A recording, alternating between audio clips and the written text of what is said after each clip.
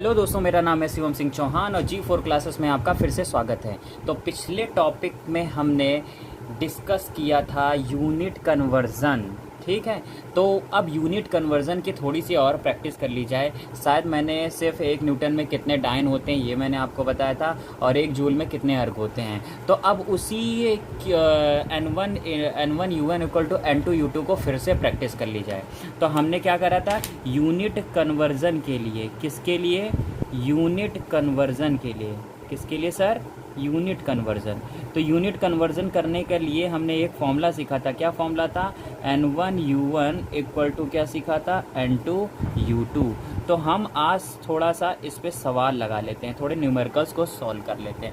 सिर्फ यही फॉर्मूले, आपको पता है N1 और N2 क्या है, न्यूमेरिकल वैल्यू हैं, और U1 और U2 क्या है, डायमेंशनल वैल्यू। और मैंने डायमेंशन निकालना बहुत अच्छी तरह से आपको सिखाया सर, बहुत अच्छी तरीके से, ठीक है। तो अब थोड़ा सा हम डिस्कस करते हैं। जैसे अगर हम एक सम की अगर बात करें तो एक सम्स है जैसे लिखा हुआ है कि द डेंसिटी ऑफ, अगर मान लो आया, द डेंसिटी ऑफ मरकरी, किसकी, the density of mercury is 13.6 gram per centimetre cube in CGS, in CGS, okay, CGS. then find its value, find its value in SI unit, in SI unit, ठीक है, in SI unit by using dimensional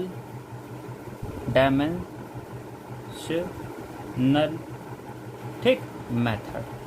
मतलब कि आप इसको चाहें तो अब easily वे में, मतलब सिंपल मेथड से भी कर सकते हैं। लेकिन आप पढ़ रहे हैं यूनिट एंड डायमेंशन, क्या पढ़ रहे हैं आप, यूनिट एंड डायमेंशन पढ़ रहे हैं। तो जब यूनिट एंड डायमेंशन पढ़ रहे हैं तो आपको यूनिट और डायमेंशन को सॉल्व करना पड़ेगा। कहने का मतलब कह रहा है कि the density of a mercury, और सर जैसे ही वर्ड सुना क्या, डेंसिटी, और डेंसिटी की हमने आपको डायमेंशन बताई है, क्या होती है, ml-3, क्योंकि डेंसिटी इक्वल टू क्या होता है, मास पर यूनिट वॉल्यूम। क्या होता है, मास पर यूनिट वॉल्यूम। मास की होती है m और वॉल्यूम की होती है, सॉरी सर एक मिनट, मास की होती है m और वॉल्यूम की क्या होती है, l क्यूब। ऊपर गया तो क्या, l की पावर -3, तो ml-3 होती है, तुरंत याद होना चाहिए। अब वो कह रहा है कि वो कितना, किस में दिया, 13.6 ग्राम पर सेंटीमीटर क्यूब।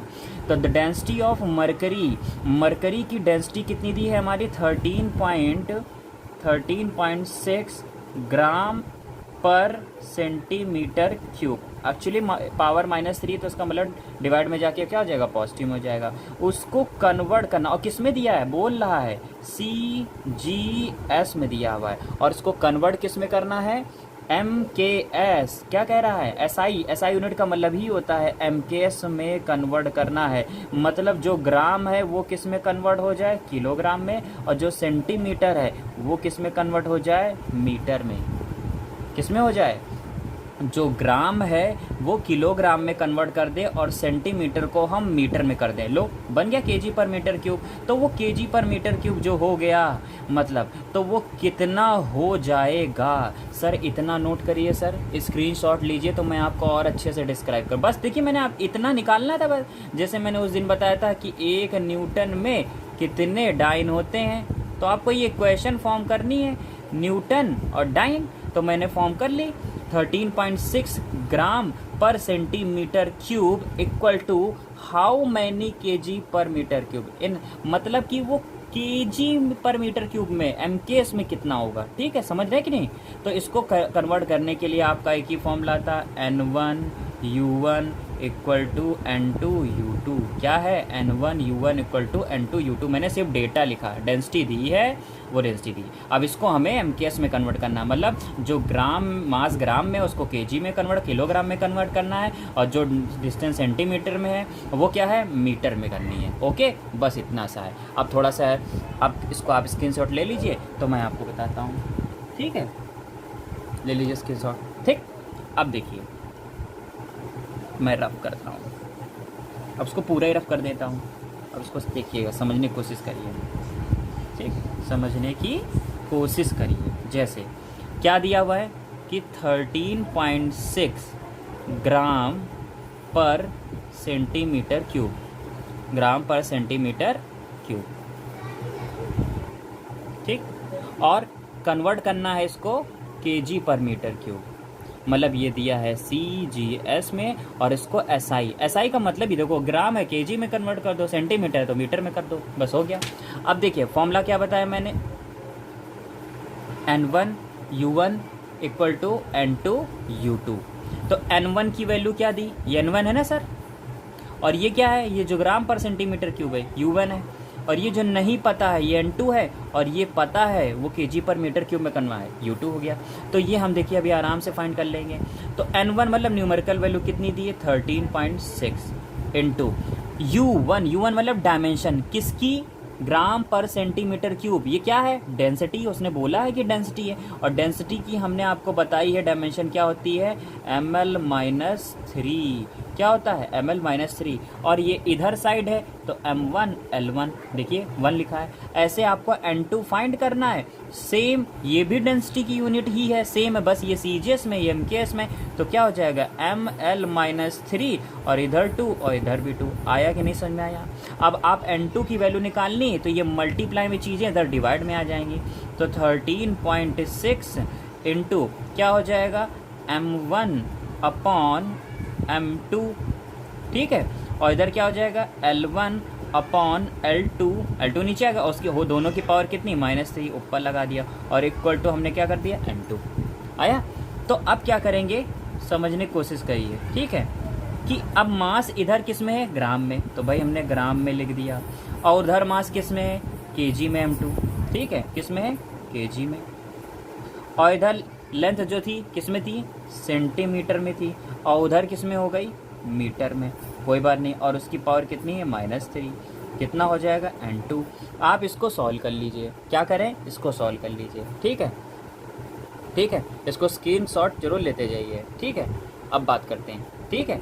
अब देखिए क्या होता है कि जैसे कि 13.6 इंटू ग्राम, अब इसको ग्राम जो दिया है वो किलोग्राम, अब किलोग्राम को भी ग्राम में कन्वर्ट कर देंगे और मीटर को सेंटीमीटर में कन्वर्ट कर देंगे। हमें सिर्फ N2 की वैल्यू निकालनी, एक जैसी यूनिट बनानी, अगर ये भी ग्राम में तो ये भी ग्राम में कर दो, अगर ये सेंटीमीटर में तो ये भी सेंटीमीटर में कर दो, और जो कट जाएंगे वैल्यू आती वही हमारा फाइनल आंसर हो जाता है।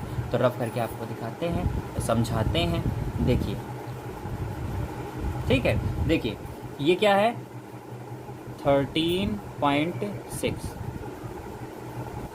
क्या है 13.6, ये हो गया ग्राम, ठीक है। 1 kg में कितने ग्राम होते हैं, 1000 ग्राम होते हैं, 1000, ये हो गया ग्राम, ये भी कन्वर्ट हो गया, और ये सेंटीमीटर है, और 1 मीटर में कितने सेंटीमीटर होते हैं पता है आपको, 100 सेंटीमीटर यानी 100 सेंटीमीटर होते हैं, उसकी पावर -3 इक्वल टू क्या हो गया N2। तो सेंटीमीटर से सेंटीमीटर कैंसिल, ग्राम से आपका ग्राम कैंसिल, और ये आ गया 13.6, और इनटू कितना बचा नीचे 1000, और इधर देखिए, अरे इधर देखिए पावर -3, तो जब पावर -3 ये पलट जाएगा ऊपर, उसकी पावर क्या हो जाएगी, पॉजिटिव में हो जाएगी कि नहीं हो जाएगी, नहीं समझ में आया। माइनस है तो क्या करेंगे, इसको ले जाएंगे ऊपर में 100 हो जाएगा, और इसकी पावर क्या हो जाएगी, पॉजिटिव में हो जाएगी, ठीक है, पॉजिटिव में हो जाएगी। तो 13.6 इंटू 1/1000, और 100 को 3 टाइम लिख दीजिए, 3 टाइम लिख दीजिए, 3 टाइम लिख दीजिए, सिंपल सा क्वेश्चन है। आप N1 U1 equal to N2 U2 से खेलना आ गया, बस हो गया काम।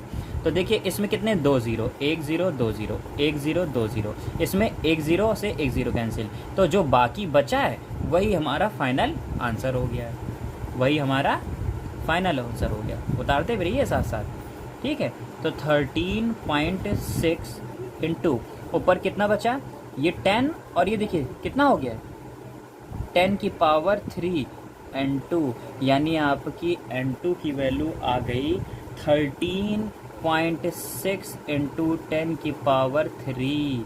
तो उसने आपसे क्या पूछा था कि 13.6 ग्राम पर सेंटीमीटर क्यूब को कन्वर्ट कीजिए केजी पर मीटर क्यूब में, मतलब सीजीएस को एमकेएस में कन्वर्ट कर दिया। सीजीएस को किस में कन्वर्ट कर दिया? एमकेएस में। तो वो आंसर क्या आया? ये। तो N2 की वैल्यू हम अब यहाँ पे पुट कर देंगे। यही हमारा फाइनल आंसर हो गया सर। और ये क्वेश्चन कई बार एग्जाम में पूछा गया है। ठीक है, चलिए ठीक। अब अगला क्वेश्चन है कि universal gravitational constant, universal gravitational constant capital G, ठीक है, जो कि एसआई यूनिट में दिया हुआ है। किस में दिया हुआ है? एसआई यूनिट में। और वो दिया हुआ है 6.6 इंटू 10⁻⁻11 न्यूटन मीटर स्क्वायर पर केजी स्क्वायर। और आपको इसको कन्वर्ट करना है सीजीएस में। किस में कन्वर्ट करना है? सीजीएस में। और ये दिया किस में है? एमकेएस में। मैंने आपको फॉर्मूला बताया था क्या? N1U1 equal to N2U2। क्या बताया था? N1U1 equal to N2U2। तो जो पहले न्यूमेरिकल वैल्यू होती है वो N1, और जो यूनिट दी है वही डायमेंशनल फार्मूला उसी को से डिफाइन हो जाता है, वो होता है U1। और ये हो गया हमारा N2, और उधर जाके क्या हो जाएगा? U2।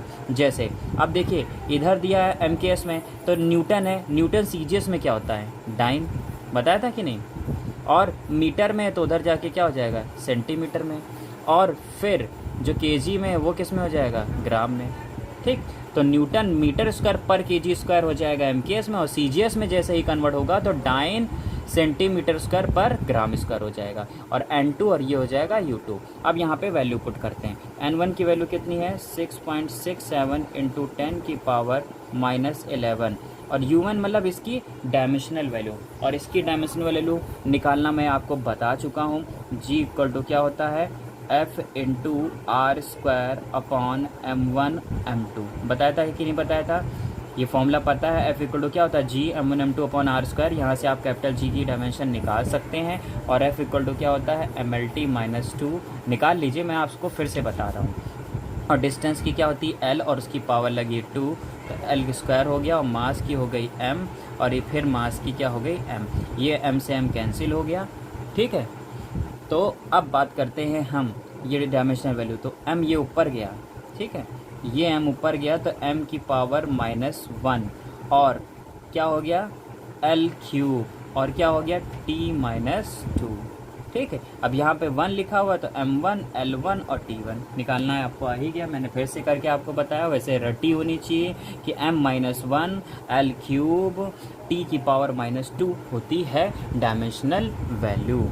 और N2 इक्वल टू N2 और U2 की वैल्यू क्या हो जाएगी? वही यूनिट तो सेम है ना, यूनिट बस सीजीएस में और एमकेएस में रहेगी। तो अगर फोर्स है तो फोर्स की ही रहेगी ना। डाइन का हो या न्यूटन का हो, अगर ग्रेविटेशनल कांस्टेंट है वो तो बदलेगा नहीं ना, उसकी डायमेंशन तो नहीं बदलेगी ना। तो यहाँ क्या हो जाएगा? M-1 L क्यूब और T-2, और ये क्या हो जाएगा? M2 L2 और T2। तो N2 का फॉर्मूला आपको बनाना है। तो N2 इक्वल टू क्या हो गया? N2 इक्वल टू हो गया 6.67, मतलब ये जितनी भी चीज़ें थी डिवाइड में चली आई। 6.67 इंटू 10⁻⁻11 फॉर्मूला बन गया M1 अपॉन M2 की पावर -1 और L1 अपॉन L2 की पावर 3 और T1 अपॉन T2 की पावर -2। इसको नोट कर लीजिए या स्क्रीनशॉट ले लीजिए, फिर मैं आगे करता हूँ। ठीक है, तो अब इसको बस सॉल्व करना है। देखिए 6.67 इंटू 10 की पावर -11। ठीक, अब देखिए ये मास इधर किस में था? केजी में, और उधर किस में कन्वर्ट करना है? ग्राम में। ठीक है, और पावर -1। इधर लेंथ किस में है? इधर लेंथ किस में है? देखिए मीटर में, और उधर किस में हो गई? सेंटीमीटर में, और उसकी पावर कितनी? 3। इधर टाइम दोनों तरफ ही सेकेंड, टाइम सेकेंड में ही रहेगा। ठीक है, एमकेएस में भी एमकेएस का मतलब सेकेंड, और सीजीएस में भी देखो टाइम किस में आ रहा है? सेकेंड। ठीक है, और उसकी पावर हमारी कितनी? -2, तो सेकेंड से सेकेंड कैंसिल हो गया। और अब बात करते हैं 6 पॉइंट। अब ठीक है, इसको स्क्रीनशॉट लीजिए तो मैं आगे करूँ, रफ करूँ।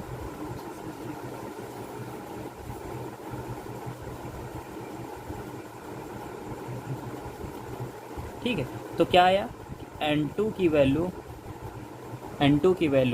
6.67 इंटू 10 की पावर -11।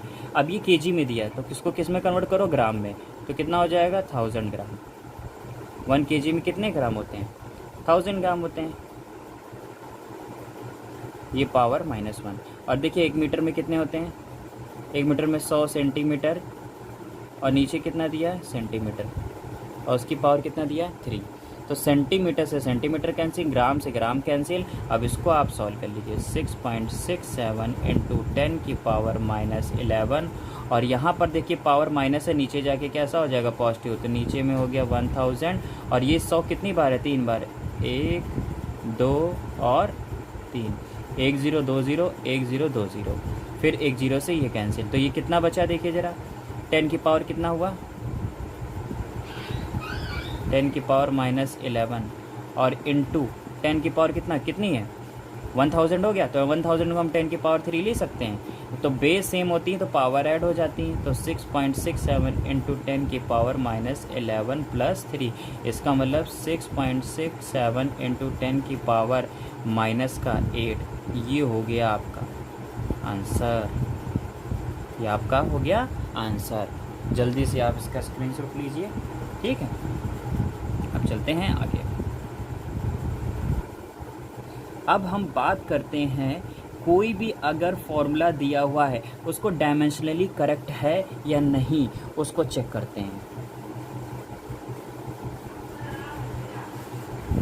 ठीक है।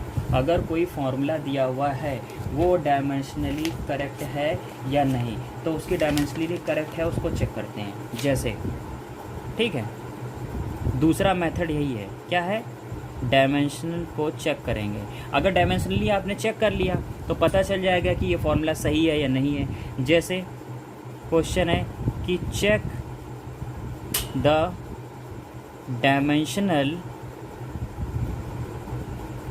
डायमेंशनल एक्यूरेसी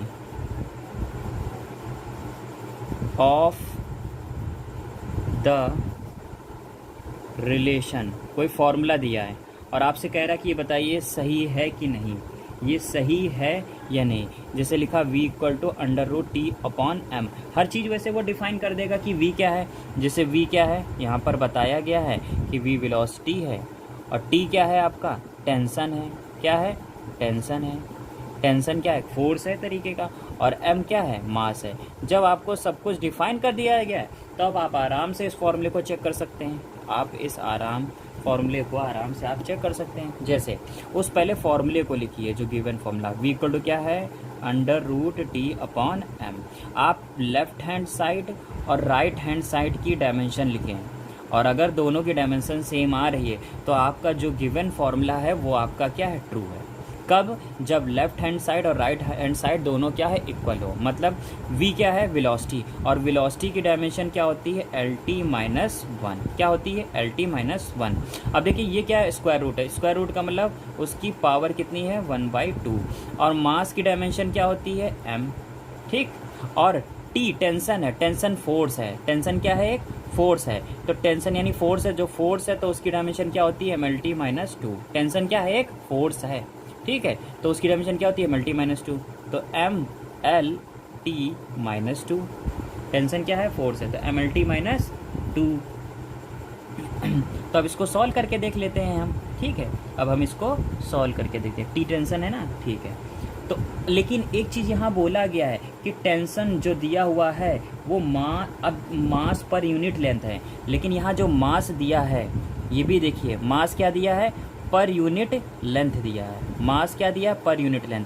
जब मास पर यूनिट लेंथ दिया हो, बात को ले, जैसे फोर्स पर यूनिट बोले, एल लेंथ बोले तो F/L, मास पर यूनिट लेंथ बोले तो M/L। जो गिवन डेटा है उसके अकॉर्डिंग करते हैं। तो जब मास पर यूनिट लेंथ दिया तो मास की डायमेंशन क्या हो गई, m, और लेंथ की क्या हो गई, l। तो यहाँ मैं भूल गया था, तो मास अपॉन क्या हो जाएगा, l, ठीक है। तो ये l ऊपर गया, एक m से m कैंसिल, और l 2 बार हो गया तो l² और t-2। 2। ये फॉर्मूले में गिवन है कि मास पर यूनिट लेंथ है, तो इसकी डायमेंशन चेंज हो जाएगी, तो मास की अलग होगी, लेंथ की अलग होगी। अब इसकी पावर कितनी है 2, तो आपको पता है स्क्वायर से रूट कैंसिल हो जाता है, l और t -1। तो दोनों देखिए आपका लेफ्ट हैंड साइड और राइट हैंड साइड दोनों क्या हैं, बराबर। इसका मतलब ये फॉर्मूला सही है, जो आपको ये गिवन इक्वेशन है डायमेंशनली करेक्ट है। ये डायमेंशनली क्या है, करेक्ट है। तो अब हम नेक्स्ट क्वेश्चन की बात करते हैं और उसको चेक करेंगे कि वो डायमेंशनली करेक्ट है या नहीं है। ठीक है, जैसे कोई भी मोशन की इक्वेशन, अब जैसे हमें मान लीजिए अगर एग्जाम में आ गया अगला क्वेश्चन, देखिए v = u + at, आपसे कहा कि इसको चेक करिए इट इज़ डायमेंशनली करेक्ट है कि नहीं है। चेक डायमेंशनली करेक्ट है या नहीं, है ना, करेक्ट है या नहीं है। ठीक है, करेक्ट करिए। अगर नहीं है, वो भी हो सकता हो, कभी कभी होती गलत दिया होता है, तो उसको प्रूव करिए, सही करिए, तो वो अगले स्टेप का हमारा है, तीसरा स्टेप है। ठीक है, तो पहले मैं आपको ये दिखाता हूँ करके कि ये डायमेंशनली करेक्ट है या नहीं है। तो आपको याद रखने नहीं चाहिए प्लस माइनस डिवाइड रूल में, तो प्लस, या देखिए यहाँ प्लस लगा है, तो यानी इसका कहने का मतलब है तो v u के इक्वल भी है और v किसके इक्वल है, at के इक्वल है। अगर दोनों की लेफ्ट हैंड साइड और राइट हैंड साइड इक्वल आ रहे हैं इधर, और लेफ्ट हैंड साइड और राइट हैंड साइड दोनों इक्वल आ रहे हैं, तो इसका मतलब फॉर्मूला सही है। तो वेलोसिटी की क्या होती है, हमने बताया lt - v से वेलोसिटी होती है lt -1, और ये क्या इनिशियल वेलोसिटी, ये भी तो वेलोसिटी है, ये मोशन की इक्वेशन है, आपने पढ़ी होगी, v = u + at, ये क्या है, फर्स्ट मोशन इक्वेशन है। तो u क्या है, ये भी नहीं इनिशियल वेलोसिटी, तो इसकी भी क्या होती है lt -1। ठीक है, इधर देखिए, तो ये तो सही हो गया, इतना तो सही हो गया। अब इसको भी चेक कर लेते हैं, v क्या है, वेलोसिटी, तो इसकी क्या होती है lt -1। और a एसिलेशन, मैंने आपको पहले ही वीडियो में डायमेंशन निकालना बताया कि एसिलेशन की क्या होती है, टाइम की क्या होती है, वेलोसिटी की क्या होती है। तुरंत जाके आप वापस देखिए, जाके अगर आपको नहीं पता तो पहले वो वीडियो देखें, फिर इसको आप समझें। ठीक है, तो क्या हो गया, एसिलेशन की क्या होती है lt -2, क्या होती है lt -2, याद रखिए क्या होती है एसिलेशन की lt -2, और टाइम की क्या हो गई t, टाइम की क्या हो गई t। अब जरा इसको सॉल्व कर लीजिए, lt क्या हो जाएगा, पावर -1 हो जाएगी इसकी। तो देखिए ये फॉर्मूला डायमेंशनली करेक्ट है, मतलब ये फॉर्मूला सही है। ये क्वेश्चन है। अब और आगे क्वेश्चन की प्रैक्टिस करते हैं, जैसे क्वेश्चन पे क्वेश्चन लगाइए तभी आपको सीख पाएंगे, तभी आप सीख पाएंगे। ठीक है, अब अगला क्वेश्चन है, जैसे उसने बोला है कि t = 2π√L/g, क्या L/g, और इसको क्या करो, चेक करिए, चेक करिए कि ये dimensionally is it correct, it is correct या डायमेंशनली करेक्ट, क्या ये सही है, क्या ये सही है। तो हमने क्या कहा, लेफ्ट हैंड साइड लिखिए, राइट हैंड साइड लिखिए, बस खत्म। ये लेफ्ट हैंड साइड यानी टाइम, और टाइम की क्या होती है, कैपिटल टी। अब 2π ये कांस्टेंट है, कांस्टेंट की कोई डायमेंशन नहीं होती है। 2π क्या है, कांस्टेंट की कोई डायमेंशन नहीं होती है। अब क्या लिखा है, स्क्वायर रूट, तो मैंने कहा ब्रैकेट लगाइए, और उसकी पावर क्या है 1/2। ठीक है, और लेंथ की क्या होती है l, ठीक, लेंथ की क्या होती है l, और g क्या है, एसिलेशन ड्यू टू ग्रेविटी, और एसिलेशन की मैंने अभी पीछे बोला lt माइनस क्या होता है 2, lt -2। अब एक l से l कैंसिल हो गया, अब ये t नीचे -2, ऊपर जाके क्या हो गया +2, और उसकी पावर क्या है सर 1/2, तो 2 से 2 कैंसिल हो गया क्योंकि ये दोनों मल्टीप्लाई में हो जाएंगे, तो सिर्फ क्या आ गया आंसर t। तो कहने का मतलब ये जो फॉर्मूला है दिया गया बिल्कुल सर सही है, ये डायमेंशनली करेक्ट है। ठीक है, समझ में आ गया कि नहीं समझ में आ गया। अब हम आगे बात करते हैं, बहुत ज़्यादा पूछा जाने वाला क्वेश्चन, बहुत ज़्यादा पूछा जाने वाला क्वेश्चन क्या सर, एक वंडर वॉल गैस इक्वेशन होती है, रियल गैस इक्वेशन होती है, उसमें हमेशा पूछा जाता है, जैसे इन वंडर वॉल, ठीक है, इक्वेशन फॉर रियल गैस। ठीक, हमें इन सब फालतू चीज़ों पे ध्यान नहीं देना, हमें जो पूछा जाए उस पे ध्यान देना है। वो वॉन्डरवॉल गैस इक्वेशन दी गई है, वो होती क्या है आपको याद हो है तो अच्छी बात है, नहीं याद है तो आप इसको याद कर लीजिए। P plus A upon V square, ठीक, V minus B equal to R T. आपको याद होना चाहिए कि वॉन्डरवॉल गैस इक्वेशन होती है, ठीक है। वैसे आइडियल गैस इक्वेशन क्या होती है, पी वी इक्वल टू क्या होता है, एन आर टी। ये आइडियल गैस इक्वेशन होती है, P V equal to N R T, लेकिन ये रियल गैस इक्वेशन है, ठीक है, एक्चुअली में ये होती है, ठीक। तो अब हम क्या करते हैं, उसने क्या कहा है कि what are dimension what are dimension लिखा है of, what are dimension and unit of A and B. मतलब क्या, ये जो इक्वेशन दी है वॉन्डरवॉल गैस इक्वेशन, इसकी क्या निकालनी है हमें, डायमेंशन निकालनी है, और क्या निकालनी है, यूनिट निकालनी। किसकी, ए और बी, जो कांस्टेंट ए और बी दिया है उसकी क्या करनी है, यूनिट और डायमेंशन निकालनी है। बहुत इजी है, हमने बताया जहाँ प्लस देखें उसको इक्वल कर दे, जहाँ प्लस देखें उसको उसके इक्वल कर दे। तो p plus A upon V square दिया है, तो इसको हम आप क्या ले सकते हैं, p equal to A upon क्या ले सकते हैं, वी स्क्वायर। यानी a का फॉर्मूला क्या हो गया, p इंटू वी स्क्वायर। अब ये भी बता दें यहाँ पर v वेलोसिटी नहीं है, v क्या है, वॉल्यूम है, ये सब आपको गिवन होगा। और p क्या है, प्रेशर है, क्या है, प्रेशर है। और यहाँ पे t टाइम नहीं है, यहाँ पे t क्या है, टेम्परेचर है। ये सब दिया होगा आपको, ठीक है। और R क्या है, ये गैस कांस्टेंट है। R क्या है सर, गैस कांस्टेंट है। तो हम अगर इसकी P, अब यहाँ पर अगर डायमेंशन की बात करते हैं तो P मतलब प्रेशर, और प्रेशर का फॉर्मूला होता है फोर्स अपॉन एरिया। और अगर इसकी डायमेंशन की बात करें तो फोर्स की क्या होती है, MLT माइनस 2, और एरिया की क्या होती है, L स्क्वायर। तो एक L से L कैंसिल हो गया, तो ML की पावर -1 और T की पावर -2, ये आ गया। तो प्रेशर की हमारी क्या हो गई, ML -1 और T -2। और V वॉल्यूम है सर, V क्या है, वॉल्यूम है, क्या है, वॉल्यूम। और वॉल्यूम को आप तो पता ही है डायमेंशन क्या होती है, L क्यूब और उसकी पावर 2। तो उसको सॉल्व कर दीजिए, ML -1 T की पावर -2, और L की पावर क्या हो जाएगी, अब 6 हो जाएगा। क्या हो जाएगा, 6, क्या हो जाएगी L की पावर 6। तो अब L की पावर 6 हो गई, इसको सॉल्व कर लीजिए, हमारी A की हमारी डायमेंशन आ गई। क्या आ गई, A की हमारी डायमेंशन आ गई। तो क्या हो गया, L देखिए यहाँ 6 है और यहाँ क्या पावर -1 है, तो बेस से में पावर ऐड हो जाएंगे, तो कितना बचा है यहाँ 5, और क्या हो जाएगा T -2, क्या हो जाएगा ML की पावर 5 T -2, ML की पावर 5 T -2। रट लीजिए, समझ लीजिए, ठीक है। तो आपको समझ में आ गया ना। अब अगर हम इसकी बात करें यूनिट की, तो ये तो हो गई डायमेंशन, और अगर हम साथ साथ इसी की, तो ये क्या हो गई आपकी डायमेंशन, क्या हो गई डायमेंशन। और अगर हम यूनिट की बात करें तो यूनिट तो यहीं से बन जाएगी सर, देखिए क्या हो जाएगी, यही जो आई, मास क्या हो गया kg, लेंथ क्या हो गई मीटर, तो मीटर की पावर क्या हो गई 5, और ये t क्या है, यहाँ टाइम, तो वो क्या हो गया सेकेंड की पावर -2।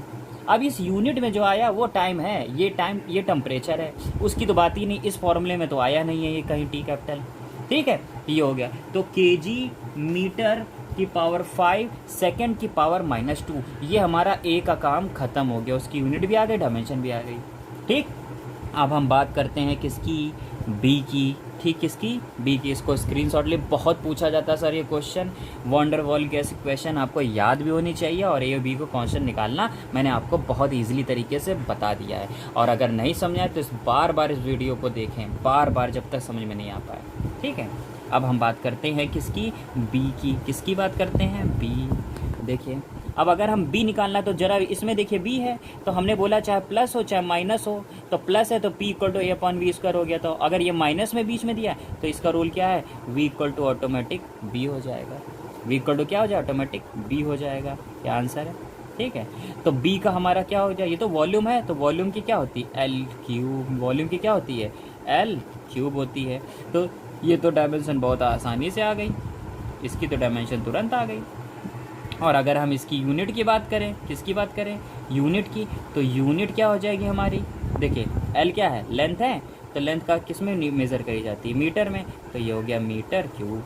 तो बस आंसर हो गया sir, wonder ball gas equation. तो जितने भी इम्पोर्टेंट इक्वेशन थे, इम्पोर्टेंट फॉर्मूले थे, मैंने आपको बता दिया है, ठीक है। जितने भी इम्पोर्टेंट क्वेश्चन थे अब आप लगाइए, प्रैक्टिस करिए, बुक निकालिए, उसमें क्वेश्चन को छांटिए और लगाइए, समझिए। और प्रॉब्लम हो तो कमेंट सेक्शन में जाके कमेंट करिए, ठीक है सर मुझे इस क्वेश्चन में दिक्कत हो रही है, ठीक है।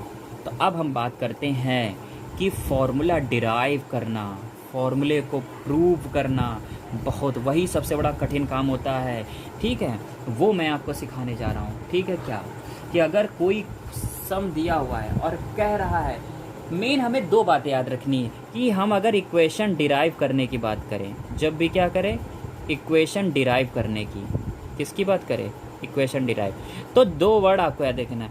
कौन सी चीज़ किस, एक वर्ड आता है डिपेंड, डिपेंड, तो आपको डिपेंड वर्ड पे ज़्यादा ध्यान देना है।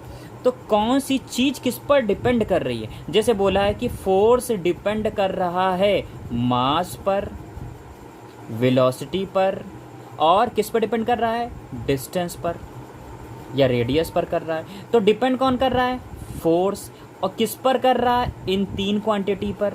तो यानी फोर्स जो है मास के भी डायरेक्टली प्रोपोर्शनल है, और फोर्स जो है वो वेलोसिटी की डायरेक्टली प्रोपोर्शनल है, और फोर्स जो है उसकी रेडियस के भी डायरेक्टली प्रोपोर्शनल है।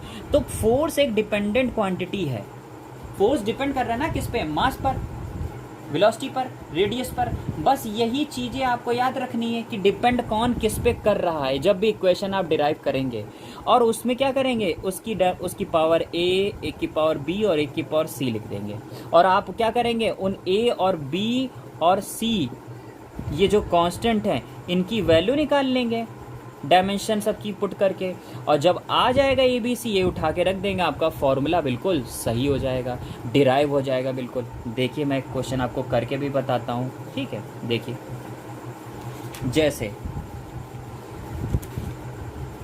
जैसे थोड़ा सा छोटा सा क्वेश्चन लेते हैं जिससे आपको दिक्कत ना हो, ठीक है।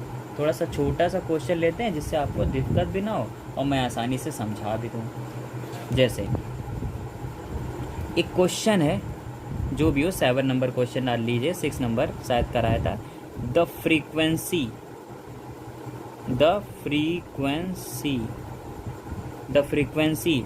इन्होंने न्यू से डिनोट किया, किससे डिनोट किया न्यू से, of an oscillating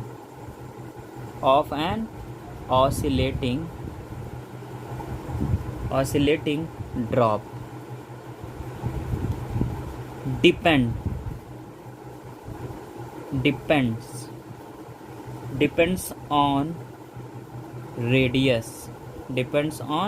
radius r। देखो आया वर्ड, क्या आया, अभी बोला डिपेंड। कौन डिपेंड कर रहा है, फ्रीक्वेंसी, किस पर कर रहा है, रेडियस पे कर रहा है, रेडियस r, और किस पे कर रहा है, डेंसिटी रो पे कर रहा है, of liquid, density of liquid, ठीक, एंड सरफेस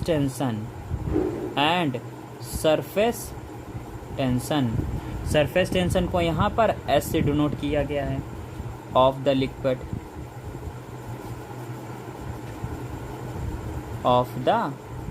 लिक्विड, ठीक। देन डायमेंशनली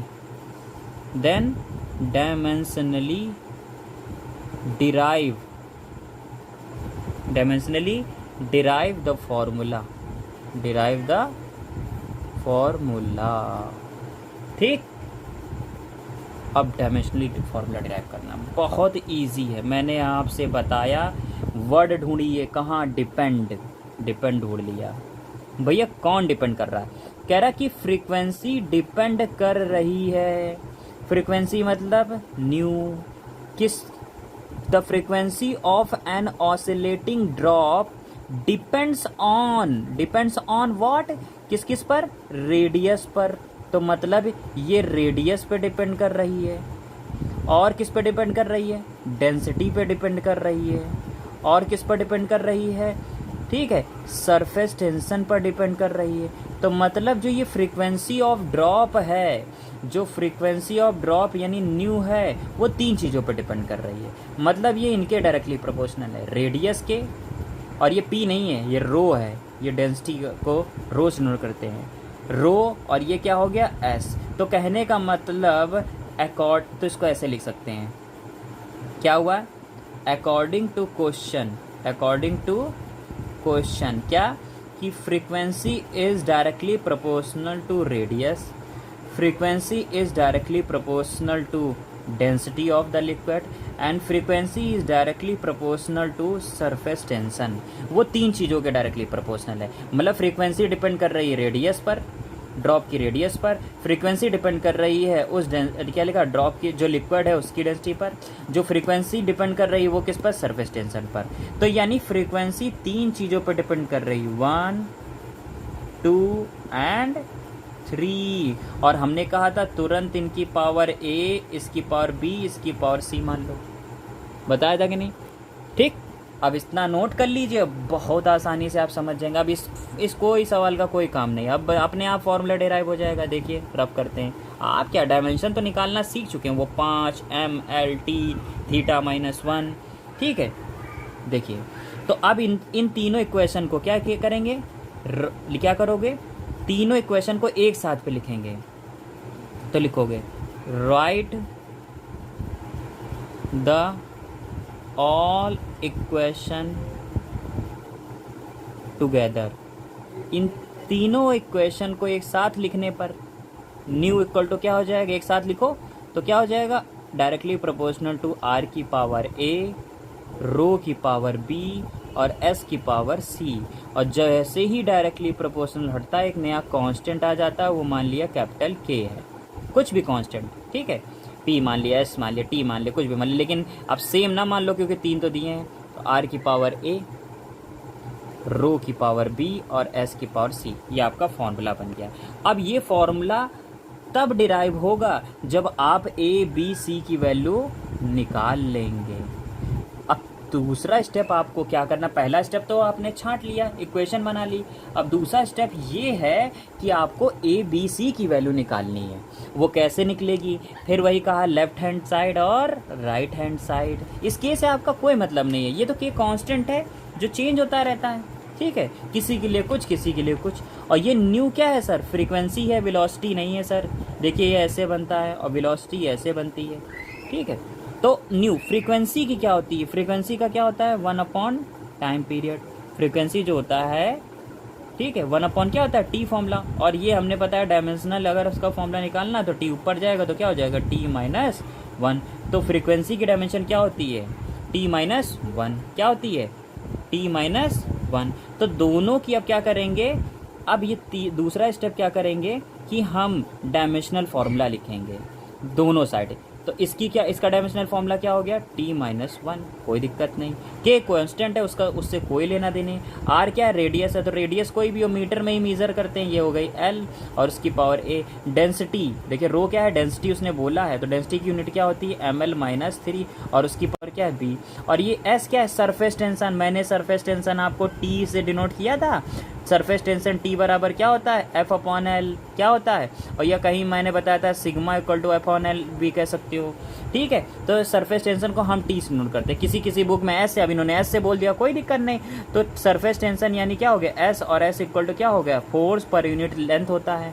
और इसकी अगर हमने डायमेंशन निकालने की बात करें तो फोर्स की क्या होती है, mlt-2 और लेंथ की क्या होती है, L, ठीक है। और ये L से L कैंसिल हो गया तो mt-2। और हमने आपको बताया था यही स्प्रिंग कांस्टेंट की भी डायमेंशन होती है, बताया था कि नहीं बताया था, यही जो होती है mt-2 जो होती है स्प्रिंग कांस्टेंट की भी डायमेंशन होती है। तो आपको याद होना चाहिए सर, ठीक है, बिल्कुल। तो आप क्या हो गया, सरफेस टेंशन की क्या होती है, mt-2 और उसकी पावर C। अब सबको अरेंज कर लो, L वाले को ढूंढो भाई, अपने दोस्त को ढूंढो, एल एल यहाँ पर है, ठीक है। तो एल की पावर क्या है, अलग कर लो, यहाँ पर क्या है ए, और यहाँ पे एल की पावर देखो, यहाँ -3 और इसकी पावर बी, तो एल की पावर क्या हो गया -3b। अब देखिए एम को ढूंढिए, एम यहाँ है और फिर यहाँ है, तो एम की पावर यहाँ क्या है बी, और इधर सॉरी ठीक है, यहाँ m की पावर क्या है b, और इधर देखिए यहाँ पर m की पावर क्या है c, लिख दिया। और आगे देखिए अब कुछ बचा, हाँ t बचा खाली, तो t की पावर कितनी हो गई -2c, पावर का मल्टीप्लाई भी तो करेंगे, t की पावर -2 और उसकी भी पावर c, तो -2c। अब हम क्या करेंगे, सब सॉल्व कर लेते हैं। l की पावर a, यहाँ l की पावर -3b, तो बेस सेम है तो पावर ऐड हो जाती, तो a की -3 हो जाएगा, l की पावर a -3b। यहाँ पर भी क्या हो जाएगा, m की पावर क्या हो जाएगा b + c, और यहाँ क्या हो जाएगा t की पावर क्या हो जाएगा -2c। अब हम क्या करेंगे, लेफ्ट हैंड साइड और राइट हैंड साइड दोनों की पावर को क्या करेंगे, कंपेयर करेंगे। एल वाले को ढूंढेंगे, एल की पावर इधर ढूंढेंगे, तो यहाँ देखिए एल की पावर, जरा देखिए, नोट कर लिया, इतना पहले नोट करिए, आप स्क्रीनशॉट लीजिए जल्दी से लीजिए, ठीक ले लिया। अब देखिए इतना रफ कर दूं,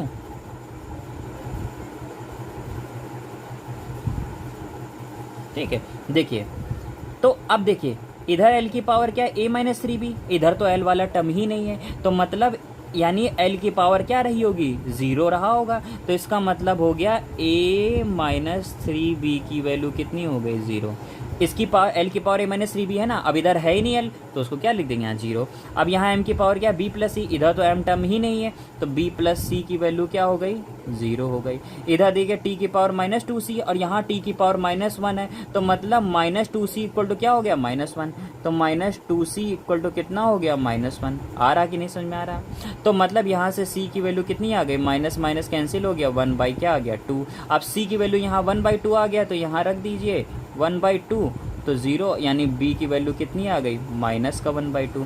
देखिए b की वैल्यू भी आ गई और c की भी वैल्यू आ गई। अब a तो बहुत आसान हो गया, a, अब देखिए 3b की वैल्यू कितनी -1/2, तो जैसे रखेंगे माइनस तो माइनस माइनस हो जाएगा प्लस, और क्या हो जाएगा 1/2, यानी a की वैल्यू कितनी आ गई 3/2। कितना सिंपल है, देखिए आ गया कि नहीं। ये a और b और ये c की वैल्यू हमने निकाल ली है। अब इसको क्या करेंगे, उठा के फॉर्मूले में रख देते हैं। क्या करते हैं, फॉर्मूले में रख देते हैं। a-3b ही था ना, ठीक है, चलिए अब रख के देखते हैं। देखिए फॉर्मूला क्या था सर, अब बताइए, v न्यू इक्वल टू क्या था, k r की पावर a, रो की पावर b और s की पावर c, तो nu equal to k r, a की पावर कितनी आ गई सर 3/2, और यहाँ पर क्या आ गई रो, b की पावर कितनी आई है -1/, और c की पावर कितनी आ गई 1/2। होने दीजिए। अब देखिए न्यू लिखा के, अब देखो r की पावर 3/2 है, इसको समझने की कोशिश करिए थोड़ा सा। इसको हम ऐसे लिख सकते हैं कि नहीं सर, r³ की पावर 1/2 लिख सकते हैं, और ये रो माइनस में तो नीचे जाके पावर इसकी हो गई पॉजिटिव में 1/2 हो गई, और ये क्या हो गई c की पावर 1/2। अरे सर इसकी भी पावर 1/2, इसकी भी पावर 1/2, इसकी भी पावर 1/2, सबकी तो पावर 1/2 है। देखिए फिर से समझने की कोशिश करिए, इधर ही मैं बता देता हूँ। देखिए न्यू इक्वल टू k, इसको ऐसे लिख सकते हैं r की पावर 3 और उसकी पावर 1/2 देख सकते हैं, और ये देखो रो की पावर -1/2 है, नीचे जाएगा क्या हो जाएगा प्लस में, और ऊपर क्या हो जाएगा s की पावर 1/2, s की पावर क्या हो गया 1/2। तो सबकी जब पावर 1/2 है तो इसको अब ऐसे ले सकते हैं, 1/2 के क्या लगाते हैं स्क्वायर रूट, और क्या हो गया r³, और ये क्या हो गया s, और अपन क्या हो गया रो। तो एक्चुअली में यही फॉर्मूला होता है, क्या होता है, यही फॉर्मूला होता है। क्या फॉर्मूला होता है, ये देखिए यही फॉर्मूला होता है। तो ये फॉर्मूला आप रट लीजिए, ठीक है, ये फॉर्मूला आप क्या करिए रट लीजिए, ठीक है।